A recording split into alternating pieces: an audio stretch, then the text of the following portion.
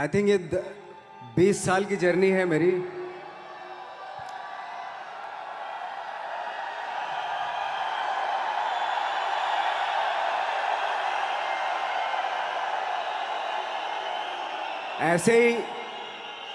ऐसे जब 20 साल पहले मैं खड़ा हुआ था ऐसे किसी ऑफिस में जाके, तो मुझसे पूछा गया था कि क्या है। किसी डायरेक्टर के असिस्टेंट ने पूछा था क्या है।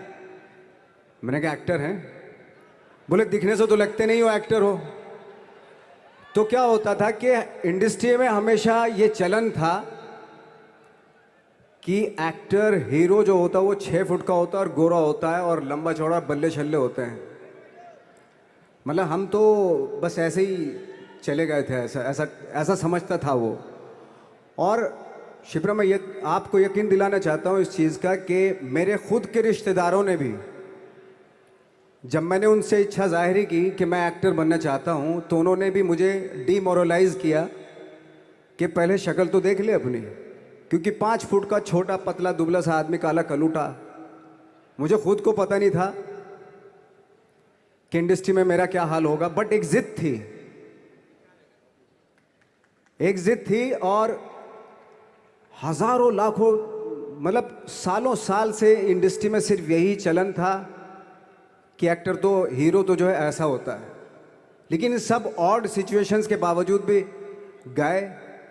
लेकिन एक चीज़ मेरे दिमाग में थी कि जो सब कर रहे हैं वो नहीं करना है, तो अलग क्या करूं, अलग क्या होना चाहिए। उसके लिए ट्रेनिंग की ज़रूरत थी, जो मैंने नेशनल स्कूल ऑफ ड्रामा में आके ट्रेनिंग ली। 3 साल मैंने एक्टिंग की पढ़ाई की वहाँ पे, और अपनी एक क्राफ्ट के बारे में समझा कि एक्चुअली इस पर्सनैलिटी में अगर मैं लोगों को इम्प्रेस करना चाहता हूँ, उसके लिए एजुकेशन की बहुत ज़रूरत है। या जो भी आप काम कर रहे हो उसमें क्राफ्ट, उसका एक्सपर्ट होना बहुत ज़रूरी होता है। ऐसे ही हवा में नहीं कि जैसे पहले होता था, अरे यार तो बहुत खूबसूरत दिखता है, फिल्मों में जाके काम करना शुरू कर दे, ऐसा नहीं।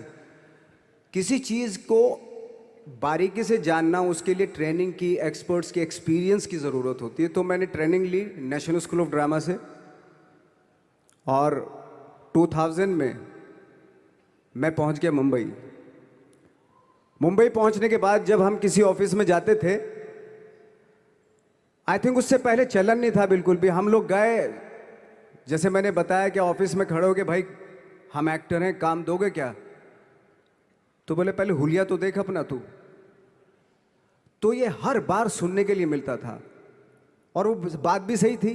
क्योंकि उससे पहले कभी कोई आपने देखा नहीं होगा कोई इतना बड़ा, कोई इतनी सी पर्सनैलिटी का 5 फुट 6 इंच का आदमी, पतला दुबला सा मरियल सा, कि कभी ये इस तरह के लोग एक्टर भी बन सकते हैं, हीरो भी बन सकते हैं, स्टार भी बन सकते हैं। ऐसा चलन था ही नहीं। मैं कॉन्फिडेंट था बिकॉज ऑफ माई ट्रेनिंग। मैंने ट्रेनिंग ली थी और अपनी क्राफ्ट के बारे में बहुत अच्छे से जानता था मैं। और उस चीज़ का सिर्फ कॉन्फिडेंस था मुझे कि आज नहीं तो कल, कल नहीं तो परसों, या 10 साल या 20 साल या 30 साल, 30 साल के बाद नंबर ज़रूर आएगा मेरा। मैंने कभी भी अपने को टारगेट नहीं किया, टारगेट नहीं दिया मैंने कि अगर 2 साल ट्राई करके देखता हूँ, उसमें अगर हो गया तो ठीक है, वरना कोई दूसरा फील्ड अपना लूँगा। ऐसा कभी नहीं। जिस चीज़ का पैशन होता है, जज्बा होता है, अगर आप दिल से चाह लो ना, तो पूरी दुनिया झुक जाती है उसके ऊपर। उसको पूरा करने के लिए पूरी कायनात एक हो जाती है कि इस आदमी की जिद के लिए, इस आदमी की जिद के आगे झुकना पड़ेगा। और पूरी दुनिया झुकती है आपकी जिद के आगे, लेकिन आपको जिद्दी होना पड़ता है। आपको बहुत सारे सेक्रीफाइस भी करने पड़ते हैं, क्योंकि ये आपने चाहा है। परीक्षा देनी पड़ती है आपको, जितना बड़ा इम्तहान होगा उतनी बड़ी परीक्षा भी देनी पड़ेगी। आसान काम नहीं है। छोटे छोटे टारगेट बनाएंगे तो छोटों में निपटारा हो जाएगा। हमेशा अपने आप को टारगेट बढ़ा दो। तो उसके लिए हमेशा अपने आप को अनकंफर्ट जोन में डालो कि जो इम्पॉसिबल है उसको पॉसिबल करने की शिद्दत, पैशन आपके अंदर होना चाहिए, वो हो जाता है। आज जो दुनिया में इतने सारे एक्सपेरिमेंट हुए हैं, ये सिर्फ इसी बिना पे हुए हैं, पागलपन के जरिए ही हुए हैं ये सारे एक्सपेरिमेंट। एक मैंने कहीं सुना था कि जब आप एक्सपेरिमेंट करते हैं तो फेलियर भी होते हैं, कई बार फेलियर होते हैं। कोई एक एक्सपेरिमेंट करने के लिए, कोई एक चीज़ करने के लिए बहुत बार हमने भी झेला है, बहुत बार फेलियर हुए हम लोग। लेकिन एटलीस्ट हमें इतने सारे फेलियर होने से इतने तरीके पता चले कि इन तरीकों से सक्सेस नहीं मिल सकती। फॉर एग्जाम्पल, एडिसन ने जब बल्ब का आविष्कार किया तो 100 बार एक्सपेरिमेंट किए अपनी ज़िंदगी में। 100 बार एक्सपेरिमेंट करने के बाद जब उसको पता चला कि अरे फॉर्मूला तो ये था बल्ब बनाने का, तो एटलीस्ट उसके साथ साथ उसको ये भी पता चला कि 100 जो तरीके हैं, 100 तरीकों से बल्ब नहीं बनता, ये भी पता चला उन फेलियर्स में उसको।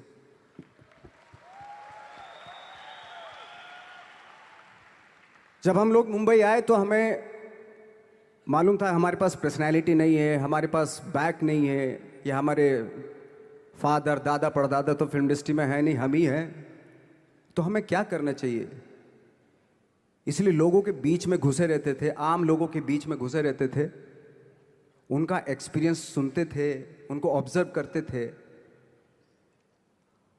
तो आई थिंक मेरे पास 15 साल तक, 10-12 साल तक कोई काम नहीं था। जैसे आपने बताया कि बहुत ही 10-10 सेकंड के रोल करके घर में आके बैठ जाता, पूरे साल खाली बैठे रहते थे हम लोग। लेकिन एक चीज थी कि लोगों के बीच में रहते थे।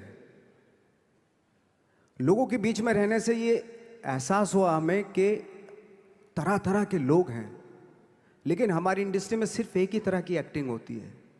हजारों करोड़ों लोग हैं इस दुनिया में, लेकिन एक्टिंग सिर्फ एक ही तरीके से होती है हमारे यहाँ। तो मुझे लगा यार, ये मैं तो ट्रेन भी हूँ, मुझसे अपनी आर्ट भी आती है, और हजारों लोगों को मैं ऑब्जर्व भी कर रहा हूँ, तो ये तो सबसे अच्छा सूत्र है। इससे तो मैं बहुत कुछ कर जाऊंगा। तो जब ये सूत्र पता चला मुझे कि अब मैं ये जो हजारों लोगों को मैंने ऑब्जर्व किया है, अब जब भी मुझे कोई रोल मिलेगा उन्हीं में से वो एक इंसान होगा। उसी में वो बाला साहब ठाकरे होंगे, उसी में मंटो होगा, उसी में गणेश गायतोंडे होगा, उसी में फैजल खान होगा, उसी में माजूमदार साहब होंगे। तो इस तरह के, ये कब हुआ? जब हमने लोगों को ऑब्जर्व करना शुरू किया, लोगों के बीच में रहे। मैं 15 साल के बाद जो मेरी लाइफ थी, जिसमें खाने तक को नहीं मिलता था, अब फॉर्चुनेट अपने आप को समझने लगा था कि थैंक गॉड कि मुझे ऐसे ऐसे लोगों के बीच में मुझे रहने का मौका मिला। तो कभी भी, आई थिंक मुझे लगता है कि कभी भी जब आप स्ट्रगल कर रहे होते हैं ना, वो एक मौका होता है आपके पास, वो एक चांस होता है आपके पास कि कैसे उसमें आप अपना ऑब्जर्वेशन, एक्सपीरियंस, जब आपको काम मिलेगा वो उसमें लगाएंगे आप। तो मेरी लाइफ बहुत ही, आज जब मैं सोचता हूँ कि यार ये तो बहुत ही अच्छा हुआ था जो 15, 10, 12 साल मैंने बिना काम के गुजारे, जो लोगों के बीच में रहा था मैं, आज वो काम आ रहा है मेरे। जहाँ ज़रा सा कोई कैरेक्टर मिलता है तो आदमी इसलिए कनेक्ट करता है उनसे कि उनको लगता है कि यार ये तो मेरे पड़ोस का ही, आसपास का ही ये बंदा है, मैंने देखे हैं इस तरह के लोग।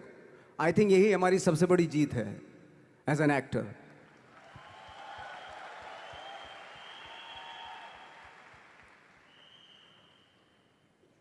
ऑफ कोर्स स्ट्रगल में बहुत सारी चीज़ें सेक्रीफाइस करनी पड़ती हैं, क्योंकि खुजली आपको हुई है, आप ही को मिटानी पड़ेगी।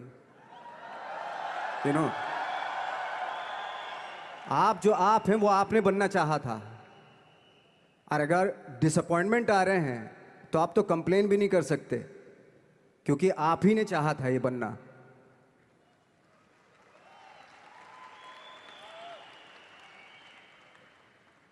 तो बस यही था कि 10-12 साल तक मैंने सोचा था, 10-12 साल जब स्ट्रगल हो गए तो मेरे बहुत ज़्यादा वो भी हुआ कि यार छोड़ के चले जाते हैं, कुछ काम मिल नहीं रहा है, क्या हो रहा है, कुछ पता नहीं, आई डोंट नो मिल पाएगा या नहीं मिल पाएगा। फिर ये होता था कि नहीं, मेरी मदर जो है ना, एक लेटर लिखती थी मुझे हमेशा। तब मोबाइल नहीं आए थे, पेजर आए थे, तो पेजर यहाँ पे लगा के चलते थे हम लोग।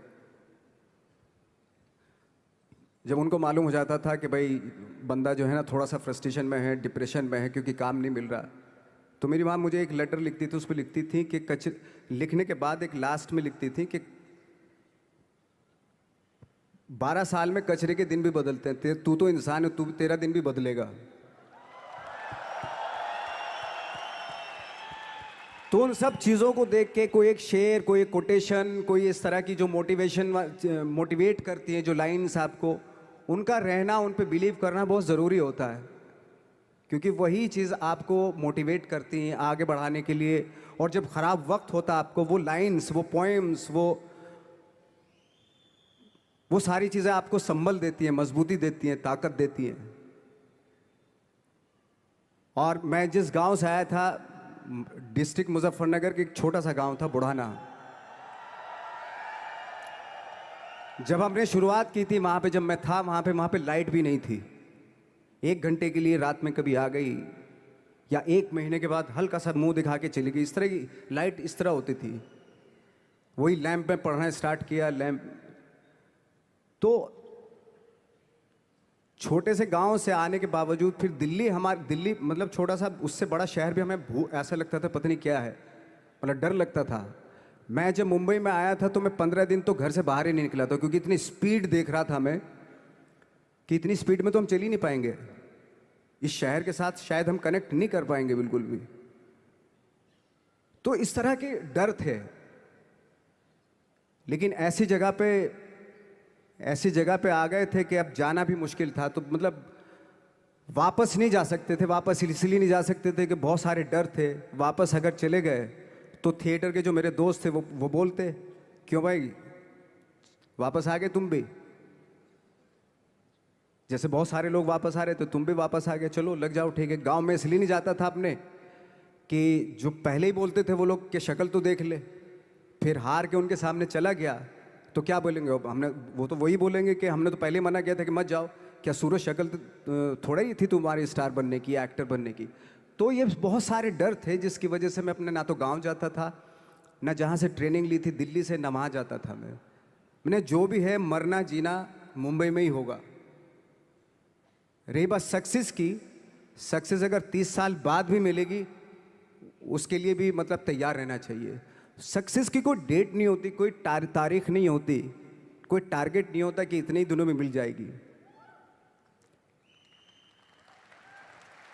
इंसान का काम होता है, आई थिंक मुझे लगता है कि मेरे हिसाब से मुझे लगता है कि लाइफ ना हमेशा अपने आप को लाइफ में पुश करते रहो, और पैशन के साथ जिस भी आप काम में हो, जो भी आप काम कर रहे हैं उसमें पैशन के साथ लगे रहना बहुत ज़रूरी होता है।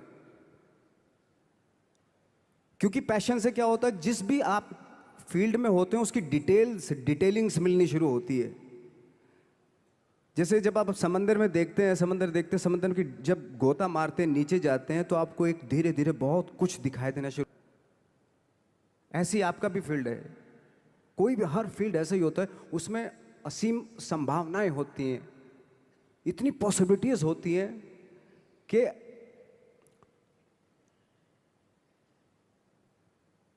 आई थिंक दुनिया का हर काम में इतनी सिर्फ अगर एक दर्जी है पैंट सीता है, 1000 तरीके की पैंट सी सकता है वो, अगर वो चाहे तो।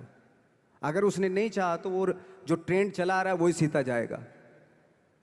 लेकिन अगर उसने चाह लिया कि मैं ऐसा कुछ करता हूँ, तो 1000 तरीके की पैंट उसी में 1000 तरीके की सी देगा वो पैंट। ऐसे हर फील्ड में पॉसिबिलिटीज़ बहुत होती हैं और एक परफेक्शन होता है। फॉर एग्जांपल जैसे हम लोगों ने ट्रेनिंग इसलिए ली कि परफेक्शन आ जाए अपने काम में।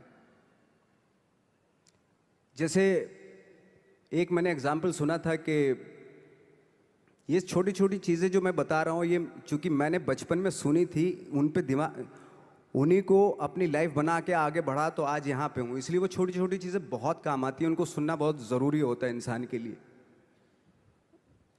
बताते हैं कि एक बहुत बड़े, पता नहीं ये सच है झूठ है, मुझे नहीं इतना ज़्यादा नहीं मालूम, बट कोई बहुत बड़े इंसान हुए, लेकिन वो पहले मोची थे, जूता सीते थे। लेकिन जूता जहाँ से सीते थे ना, वहाँ से कभी फटता नहीं था वो, भले दूसरी जगह से फट जाए लेकिन वहाँ से नहीं फटता था, क्योंकि उसका पैशन था जूता सीना। काम भले ही वो है वो, लेकिन उस काम में भी उनका उनका पैशन है।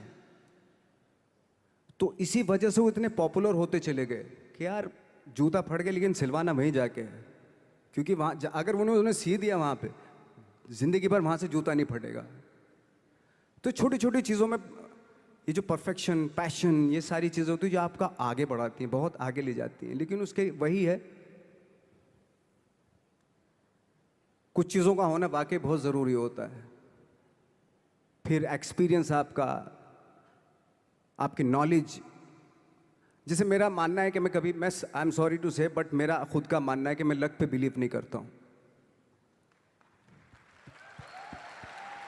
मेरे सामने आज तक मेरे सामने लकीली कोई चीज़ नहीं हुई कि मैं लकीली यहाँ तक पहुँच गया। आज जो आप प्रोमो देख रहे थे, जो क्लिपिंग्स देख रहे थे मेरी, मैं लकीली नहीं पहुँचा हूँ यहाँ पे। मैंने उसके लिए मेहनत की है, मैंने उसके लिए नॉलेज इकट्ठी की है, मैंने उसके लिए ट्रेनिंग ली है। अगर लक पे डिपेंड करता ना मैं, तो अपने एक रूम में रहता, देखते हैं यार लक जब होगा तो हो जाएगा, ऐसे थोड़े ना होता है। बाला साहब ठाकरे का जब मैंने रोल किया तो वो लकीली नहीं हो गया। उसके लिए 1 महीना में पहले हारमोनियम पे बैठा मैं कि बाला साहब कहाँ से बोलते हैं, उनका सुर क्या है, उनका टेक्सचर क्या है, उनकी वॉइस का, उनकी वॉक कैसे है, वो चलते कैसे हैं, उनका वेट किस चीज़ पर ज़्यादा डिपेंड करता है। हर आदमी का जो वेट होता है, किसी का थाइस पे होता है, किसी का फुट पे होता है, किसी का बट पे होता है वेट, किसी का कमर पे होता है। हर आदमी का एक वेट शिफ्ट करने का एक अलग तरीका होता है। तो हम लोग इतनी डिटेल में जाते थे कि बाला साहब किन चीज़ों पे वेट कर रख के चलते हैं, ऐसे चलते हैं, कोई या तो ऐसे चलते हैं या ऐसे चलते हैं, ये क्या, इस तरह की बहुत सारी डिटेल होती हैं। जब आप जाते हैं तो बहुत सारी चीज़ें पता चलते हैं। मेरे सामने इतने चैलेंज थे जब मैं बाला साहब का रोल कर रहा था, तो वो मिमिक्री भी नहीं होनी चाहिए, कॉपी भी ना हो। जैसे अमूमन अक्सर होता है जब हमारे यहाँ बायोग्राफी की जाती है तो हम कॉपी कर देते हैं उसकी। कॉपी करना मतलब अगर हम किसी की कॉपी कर रहे हैं या मिमिक्री कर रहे हैं तो वो वीकनेस समझी जाती है कि आप वीक एक्टर हो। और ये बात मुझे बहुत पहले समझ में आ गई थी जब मैं ट्रेनिंग ले रहा था। मैं ट्रेनिंग के फ़ायदे बता रहा हूँ आपको। जब मैं ट्रेनिंग ले रहा था ये हमें तभी समझ में आ गया था। और प्रिपरेशन के वक्त, बाला साहब की प्रिपरेशन के टाइम पे, कि मैंने कहा इसकी मिमिक्री नहीं होनी, बाला साहब की मिमिक्री नहीं होनी चाहिए, ना कॉपी होनी चाहिए, और लगना भी चाहिए कि बाला साहब ठाकरे हैं।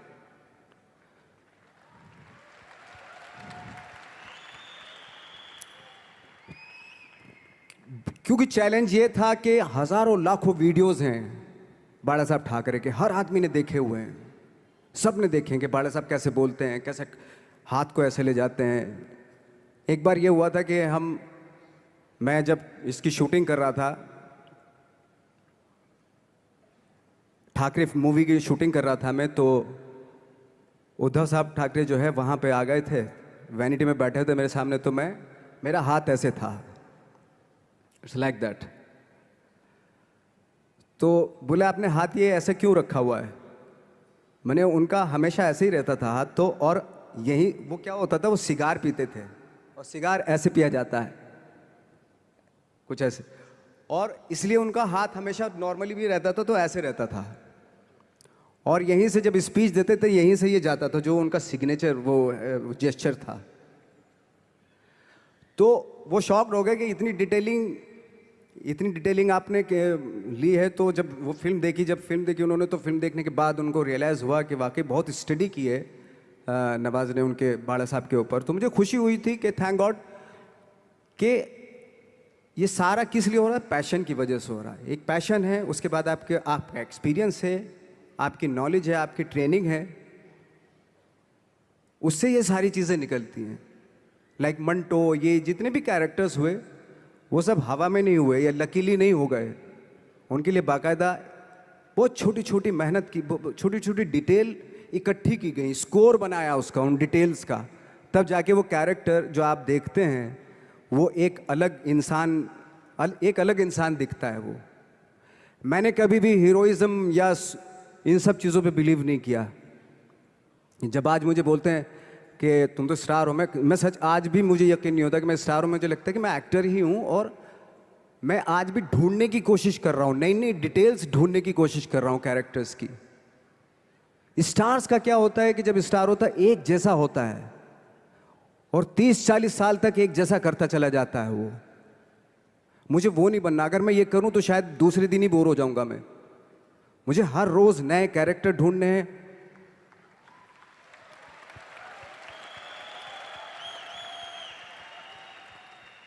लोगों के बीच में रहना है, क्योंकि लोगों ये बीच में रहने से बहुत सारी चीजें मिलती हैं। मैंने एक रोल किया था लंच बॉक्स में, पता नहीं कितने लोगों ने देखी वो फिल्म, मुझे नहीं मालूम।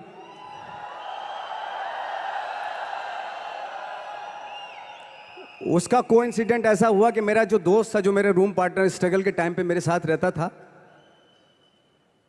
तो मैंने उसी को सेम उसी की डिटेल मार दी उसमें फिल्म में। जब पिक्चर रिलीज हुई तो उसने देखी, उसको लगा अरे ये तो मैं हूं। अब वो भी एक्टर था। उसके बाद जब वो फिल्म इंडस्ट्री में किसी के पास काम मांगने जाता था, तो लोग उसको बोलते थे यार ये ऐसा मत कर, ये नवाज ने कर दिया, कुछ दूसरा कर। तो बोलता हम तो ओरिजिनल में ही ऐसे हैं, उन्होंने हमारा कॉपी किया है। मतलब कहने का मतलब ये है कि लोगों के क्या होता है, स्टार्स हमेशा शीशों के घरों में रहना शुरू कर देते हैं। उनको बैंड्रा में, उनको मतलब किसी ऐसी जगह पे रहते हुए ये नहीं मालूम कि दूसरी जगह क्या है। अगर आप चाहते हैं रोज हर फिल्म में एक नई पर्सनैलिटी क्रिएट करें, तो लोगों के बीच में रहना पड़ेगा आपको। भले थोड़ी परेशानियां होती हैं, बट रहना पड़ेगा उनके बीच में। मेरा तो ऐसा मानना है।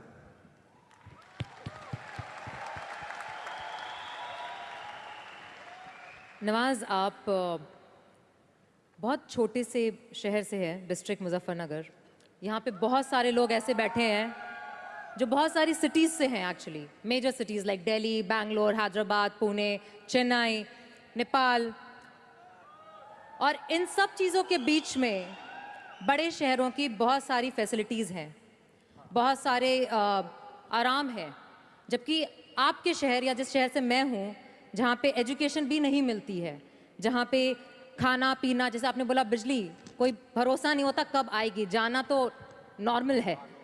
हाँ, तो वहाँ पे उस छोटे से शहर में रह के एक परिवार में, जहाँ पे कभी किसी ने एक्टिंग के बारे में दूर दूर तक नहीं सोचा था, और आप 8 भाई बहन हैं, सबके साथ रह के परिवार में परिवार का चीज़ करने की जगह एक अलग से ये जो थॉट आया था अलग से कि मैं एक्टिंग करूँगा, और वो भी काफ़ी दिन बाद, जब आपने जॉब भी कर ली उसके बाद, तो जब वो थॉट आया तो परिवार ने आपको सपोर्ट किया। और अगर रिश्तेदारों ने, जैसे आपने बोला कि कहा, तो आपके दिमाग में उस समय क्या चलता था?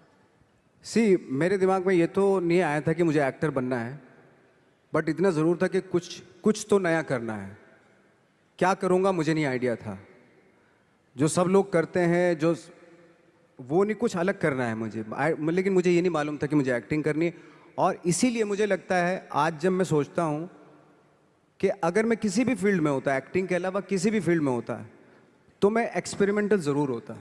क्योंकि मुझे आदत थी कि मुझे जो ट्रेंड चल रहा है उसके अगेंस्ट, मैं बहुत ही रिबेलियस था, रिबेलियस किस्म का इंसान हूँ मैं, आज भी हूँ, रहूँगा। क्योंकि मुझे अच्छा लगता है जो ट्रेंड चल रहा होता है उसके अगेंस्ट कुछ काम करना, चाहे मुझे अच्छा लगता है वो। क्योंकि क्या है ना कि जो चलन चल रहा है, आई थिंक उसको बहुत आसान है उस चलन के साथ चलना। उसके अगेंस्ट चलना, उसके लिए सालों लग जाते हैं। बीच बीच में आपको ये भी लगता है कि यार शायद पॉसिबल नहीं है। लेकिन जब पॉसिबल होता है ना, तो तब बड़ा अच्छा लगता है। तब ये जैसे आज मुझे फील हो रहा है ना, तब